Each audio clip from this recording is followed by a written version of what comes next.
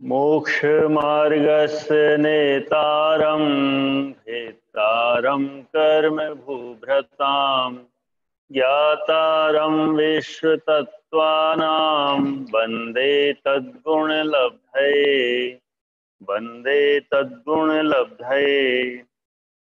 नैगम संग्रह व्यवहार अर्जु सूत्र शब्द संभिरूढ़ एवं भूतानया 33। अर्थ नैगम संग्रह व्यवहार ऋजुसूत्र शब्द संभिरूढ़ और एवं भूत 7 नय है। एक अंश की तरफ से पूरी वस्तु को देखना नय है। जो पदार्थ के संपूर्ण अंश को ग्रहण करता है उसे प्रमाण कहते हैं। जो पदार्थ के एक अंश को ग्रहण करे, जाने या कहे, उसका नाम नय है। यानी एक अंश की तरफ से पूरी वस्तु को ग्रहण करना नय है। किसी भी पदार्थ में अनगिनत अंश होते हैं। नय का प्रयोग ज्ञान में जानना तथा वाणी में कहना होता है तथा वस्तु में तथा क्रिया में नहीं होता है। नय के भेद। एक अंश की तरफ से पूरी वस्तु को देखना नय है। नय के 2 भेद हैं, द्रव्यार्थिक नय और पर्यायार्थिक नय। इन्हीं दोनों के भेद नैगम आदि ज्ञान हैं। अथवा नय के 5 भेद 1 निश्चय नय, 2 व्यवहार नय, अथवा 1 पृथक्त्व नय, 2 उपचार नय, 3 शुद्ध नय, 4 द्रव्यार्थिक नय, 5 पर्यायार्थिक नय। नय के 7 भेद हैं, 1 नैगम, 2 संग्रह, 3 व्यवहार, 4 ऋजुसूत्र, 5 शब्द नय, 6 संभिरूढ़ नय, 7 एवं भूत नय। इन 7 नयों में से द्रव्यार्थिक के 4, पर्यायार्थिक के 3 नय होते हैं।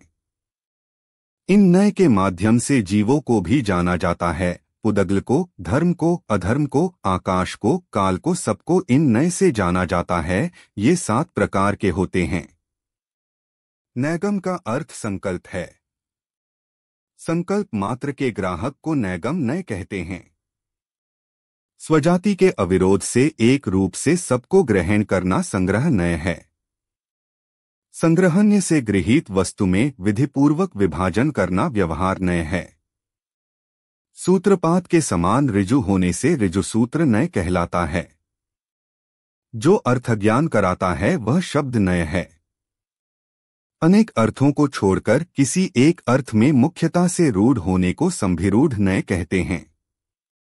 जो जिस रूप में है उसका उसी रूप से निश्चय करना एवं भूत नय है। सूत्र रखने का प्रयोजन। प्रमाणन्यधिगमः सूत्र में प्रमाण और नए पदार्थों के जानने के उपाय बताए थे।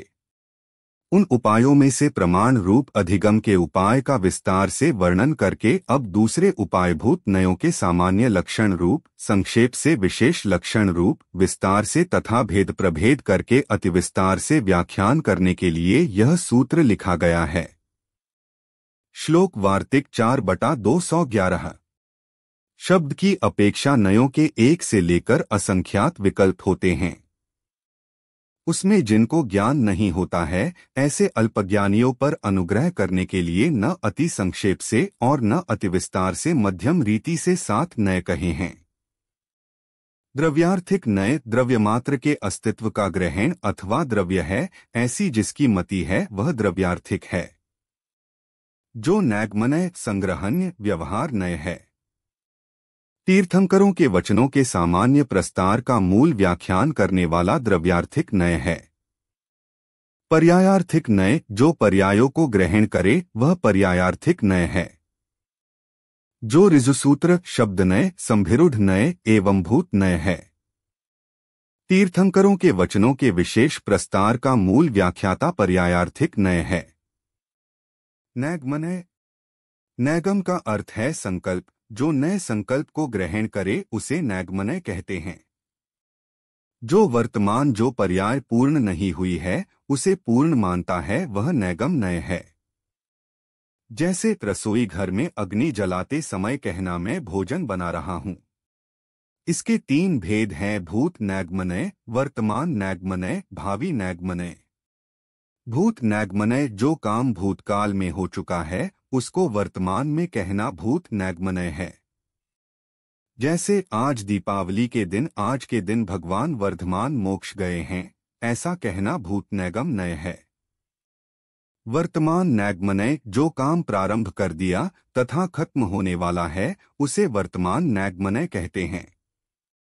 जैसे चावल निकालते समय यह कहना कि भात पका रहा हूं। भावी नैगमनय भविष्य में पूरा होने वाले काम को वर्तमान में भी कहना भावी नैगमनय है। जैस डॉक्टरी की पढ़ाई करने वालों को भी डॉक्टर कहना। संग्रहण्य एक जाति की अनेक वस्तुओं को संक्षेप में कहना करना संग्रहण्य है। जैसे अनंतानंत द्रव्यों को संग्रह करके 6 द्रव्यों में समाहित करना। अपनी अपनी जाति के अनुसार वस्तुओं का या उनकी पर्यायों का एक रूप से संग्रह करने वाले ज्ञान और वचन को संग्रहण्य कहते हैं। संग्रहण्य कहता है कि मनुष्य सब एक से हैं। मनुष्यता के नाते उनमें कोई भेद नहीं है। धोबी धोबी का काम देगा, कुंभकार का नहीं। बस यह नए पदार्थ की विशेषता पर ध्यान देता है। धोबी को धोबी तो बढ़ी को बढ़ी समझता है।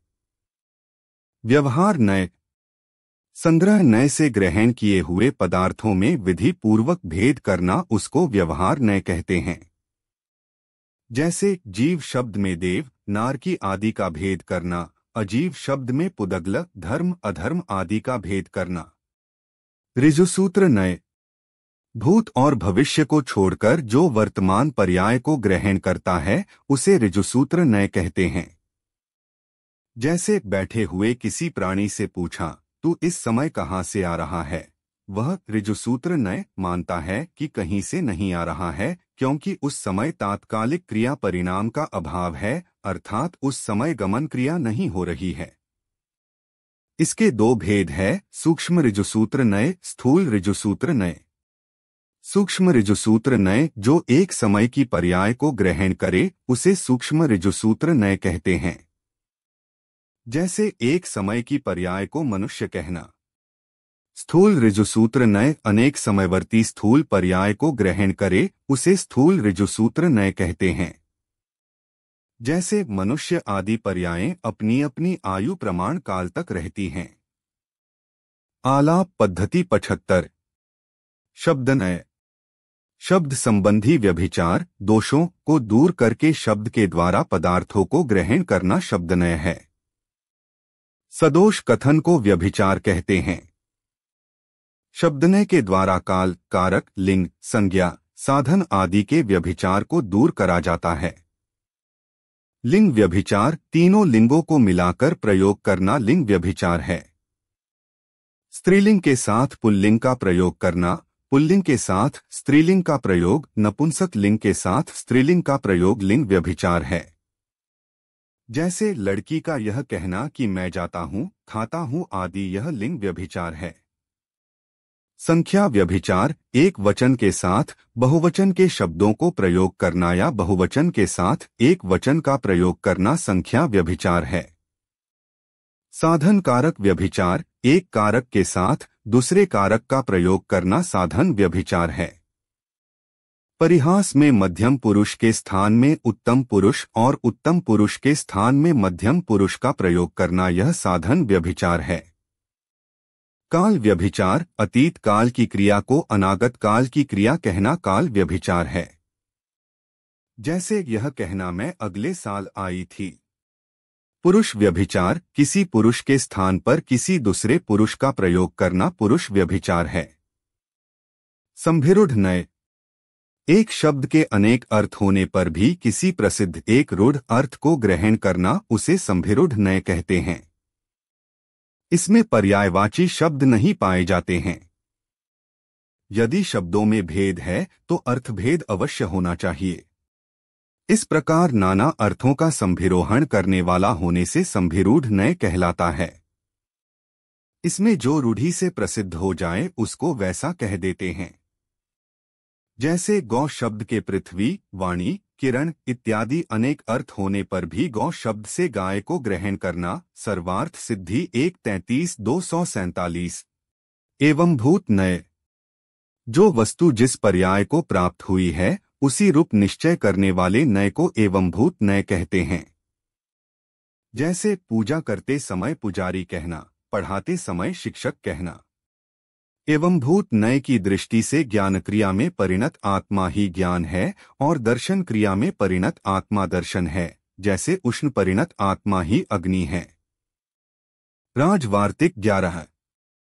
ये नए उत्तरोत्तर सूक्ष्म होने के कारण इनका ये क्रम कहा है। शब्दनय पर्यायवाची शब्दों को तो ग्रहण करता है, किंतु संभिरूढ़ नए पर्यायवाची शब्दों को ग्रहण नहीं करता है।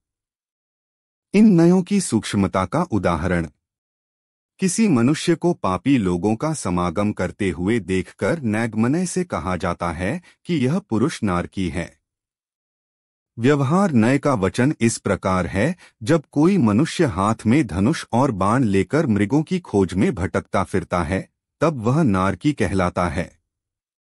ऋजुसूत्र नय का वचन इस प्रकार है, जब आखेट स्थान पर बैठकर पापी मृगों पर आघात करता है, तब वह नारकी कहलाता है।